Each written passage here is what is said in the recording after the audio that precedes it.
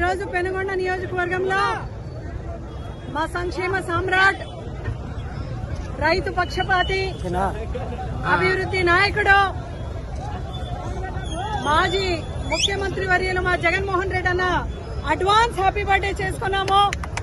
ఒక పండుగ లాంటి వాతావరణంలో జగన్మోహన్ రెడ్డి గారికి ఆ భగవంతుడు ఆయుర ఆరోగ్యం ఐశ్వర్యంతో కలగాలం ఆయన్ని చల్లగా పెట్టాలి అని పెనుగొండ ప్రజలందరూ కూడా ఈరోజు చాలా గ్రాండ్ గా ఆయన బర్త్డే విషెస్ తెలియచేసుకుంటూ సెలబ్రేట్ చేసుకున్నాం.